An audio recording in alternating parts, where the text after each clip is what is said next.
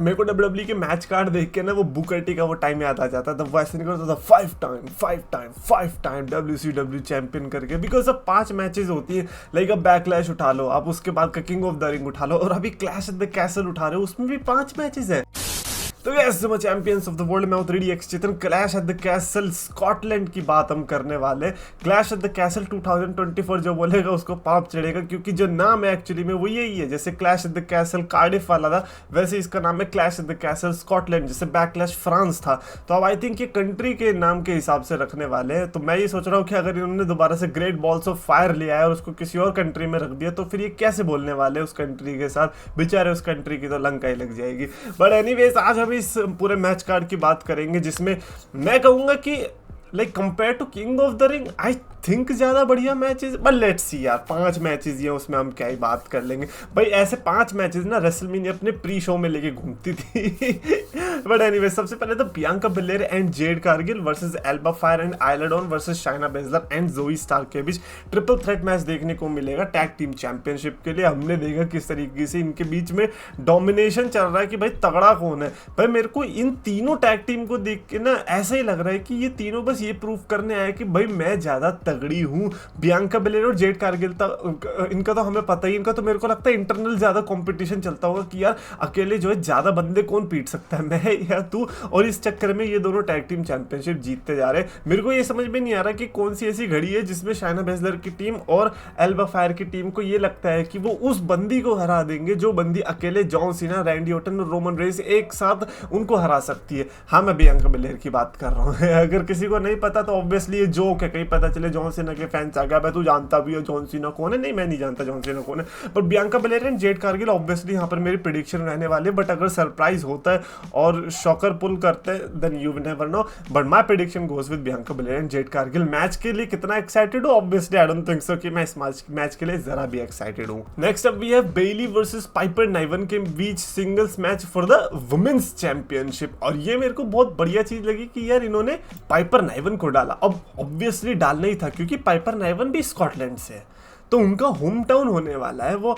And it is going to be interesting to see a baby face like Bayley going against a superstar जो कि bad girl है but hometown hero है।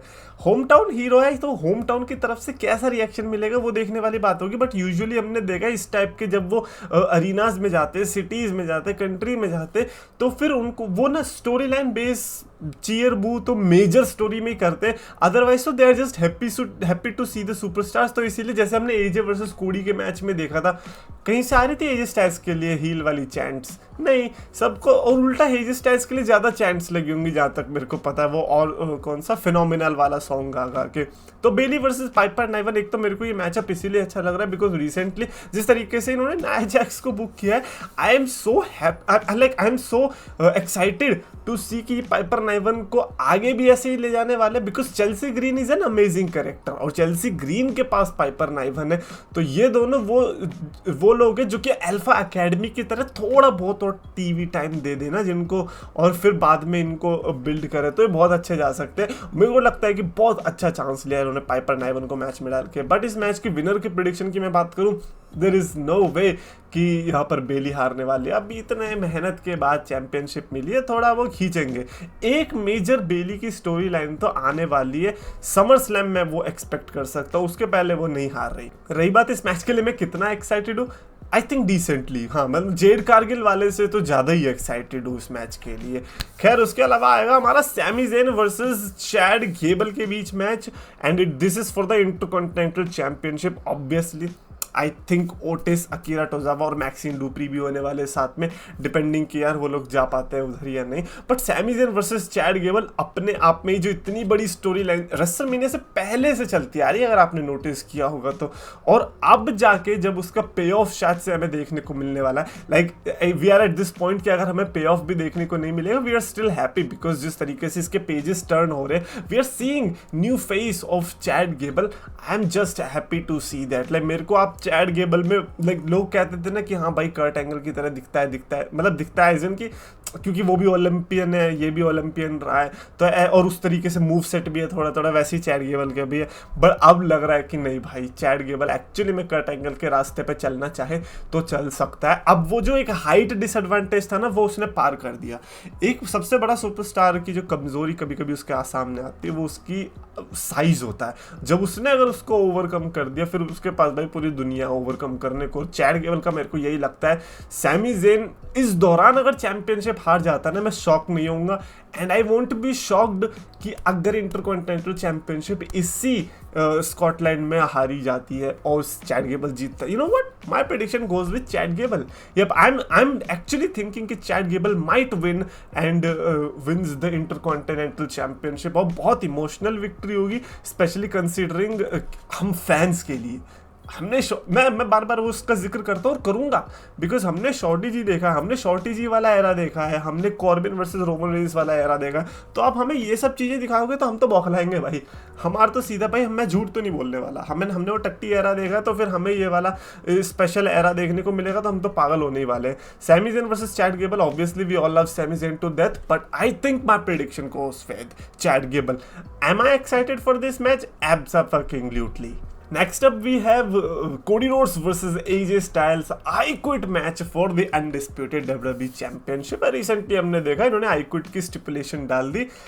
Thank God, thank you, because like Cody versus AJ trilogy, like हमने Cody versus Seth के case में भी देखा ना, एक स्टिपुलेशन तो आई, हेल इन अ सेल डाल दिया था ना। सेथ वर्सेस एज के केस में भी देखा था, स्टिपुलेशन है, हेल इन अ सेल डाल दिया था ना। मेरे को लगा कि कोडी वर्सेस एजे भी बहुत अच्छा, और ऊपर से स्टोरी लाइन भाई, आई क्विट बोलने जा रहा था एजे, तो कोडी ने कहा अब तो आई क्विट ही बोलेगा, अब देख तू कैसे नहीं बोलने वाला। तो मेरे को तो ये बहुत ज़्यादा बढ़िया लगा, और आई क्विट मैच तो वैसे ही कम होते हैं डब्ल्यूडब्ल्यू में, हमको तो पता ही है। तो अब कोडी वर्सेस एजे में हो रहा है, और ऊपर से मैं तो ये देखना चाह रहा हूँ कि कोडी तो वो वाला बंदा है जो कि जॉन सीना बनने को तैयार है, तो वो तो आई क्विट बोलने से रहा। एजे स्टाइल्स आई क्विट बोलेगा तो लाइक उसके लिए भी प्रिपेयर होना पड़ेगा। Like it's just so sad man, like आपके कोडी के चक्कर में मेरे एजे स्टाइल्स के बली का बकरा क्यों बनाया जा रहा है यार? दिस इज सो रॉन्ग भाई। ऐसा तो मैं भी रो सकता हूँ, जैसे कोडी रोड्स के फैंस रोने आ जाते हैं ना, आता यार तू कोडी के बारे में क्यों। अबे एजे स्टाइल्स 2005 से फेवरेट है मेरा, मैं भी रोऊँ क्या? कोई सेंस ही नहीं है। बट अब पता ही है कोडी रोड से जीत रहा है, तो इस मैच में मैं प्रिडिक्शन नहीं करूँगा। हाँ, इसके लिए मैं एक्साइटेड ज़रूर हूँ, बिकॉज कोडी वर्सेस एजे ऑब्वियसली बैंक करने वाला, और आपने स्टिपुलेशन डाल दिया तो भाई एक दूसरे को कच्चे फाड़ने को तैयार हो जाएंगे, लेकिन हमें बैंगर मैच देंगे। बस स्कॉटलैंड की क्राउड इन्हें डिस्ट्रैक्ट ना करे गाना गा के। आई होप कि उनके वहाँ पर कोई ऐसा गाना ना हो। ऑनेस्टली मैं स्कॉटलैंड की क्राउड के लिए भी ज़्यादा एक्साइटेड हुई है, ग्लासगो की क्राउड कैसी होने वाली है। ऑब्वियसली क्योंकि पहले का ज़माना अलग था 2022 में जब ये गए थे कार्डिफ में, लेकिन अब का ज़माना अलग है, क्योंकि अब इन्होंने पोर्टोरिको की क्राउड देख ली है, अब इन्होंने फ्रांस की क्राउड देख ली है। Maybe they are trying to up their game, तो क्या पता हमें कुछ अलग देखने को मिल जाए। And finally we have Damian Priest versus Drew McIntyre, possible main event world heavyweight championship के लिए, जिसमें like I know people are saying कि सीएम पंक आ सकता है, सीएम पंक आ सकता है, but do we need CM Punk in a match between DM and DP, Damian Priest and Drew McIntyre? मैं सही में बता रहा हूँ, ये वाला वैसा मैच है जिसमें ना एवरीबडी इज थिंकिंग कि ये होगा, मीनवेल वो ही नहीं होगा। ऐसा होने के चांसेस है। Like triple H might pull a Vince McMahon here, कि भाई तुम लोग सोच, लाइक वो जैसे रेसलमेनिया 34 में हुआ था ना कि हाँ ब्रॉक लेसनर जीत रहा है, सॉरी रोमन रेंस जीत रहा है, और एंडिंग में आके ब्रॉक लेसनर ही जीत गया। तो ऐसे ही हमें यहाँ पे भी लग सकता है Drew McIntyre is absolutely winning, but नहीं, विनिंग मोमेंट उसको होम टाउन में नहीं देंगे, उसको हम बाद में देंगे। बट नाउ आई थिंक क्या पता डेमियन प्रीस्ट का टाइम भी ओवर हो चुका है। मेरे हिसाब से CM Punk versus Drew McIntyre ultimately आना ही है, और हो सकता है कि डेमियन प्रीस्ट को रीमैचेस भी मिले, तो इसीलिए सीएम पंक की इंजरी से पहले वो भी हमें देखने को मिल जाएंगे। अल्टीमेटली सीएम पंक भी आएगा, सेथ रॉलिंस भी आएगा। तो लाइक ये तो खैर मैं फ्यूचर के हिसाब से बता रहा हूँ, बट अगर मेरे को सिर्फ क्लैश ऑफ द कैसल के लिए पर्टिकुलरली देखना है, आई थिंक ड्रू मैकिंटायर को मिलना चाहिए मौका, like just for the sake of his 2024 का कैरेक्टर शिफ्ट जो उसने विलन वाला किया, and for the sake of 2020 जो उसने उस टाइम पे किया था WWE के लिए। For those two reason I think it is enough to make him a champion. Damian Priest can be a champion, then Drew McIntyre can definitely do. तो Drew McIntyre यहाँ पर मेरी पिक रहने वाली है। मैं रूट करने वाला हूँ ड्रू मैकिंटायर को, हालांकि मुझे पता है कि WWE इसमें बहुत बड़े कांड कर सकती है। वो तो इन्होंने बाढ़ कर दिए, जो ये जेडी मैकडोनाल्ड, डोमिनिक मिस्टीरियो और ये पूरी जजमेंट डे है, इसको पूरा हटा दिया है। बट क्या पता इनके पास कोई दूसरे प्लान्स हो, यू नेवर नो। और ऊपर से डेमियन प्रीस्ट ने कहा ना मेरे को किसी की जरूरत नहीं है। पता चलेगा, क्या पता चैंपियनशिप मैच खत्म होने के बाद यही सबसे चिल्ला रहा भैया कोई तो आ जाता। अबे रिया रिप्ली तेरे को थोड़ी बैन किया था, तू तो आ जाती। क्या यार, मेरे को लगता है कि लिव मॉर्गन का भी कुछ अगर देखने को मिल जाता है इसमें क्लैश ऑफ द कैसल में तो ज़्यादा अच्छा रहता है। बिकॉज इस समय अगर कोई हॉट स्टोरी लाइन चल रही है तो वो लिव मॉर्गन की है भाई। मैं कह रहा हूँ इस समय Liv Morgan versus Tiffany Stratton कहीं से भी डलवा दो भाई साहब, इस समय हॉटेस्ट चीज़ हो जाएगी। Like hottest, no pun intended, but अब समझ गए ना। खैर कमेंट्स में अपनी प्रेडिक्शंस लिख के बताना क्लैश ऑफ द कैसल के लिए। अगर आपको वीडियो पसंद है तो प्लीज लाइक करो, शेयर करो, चैनल को सब्सक्राइब करो।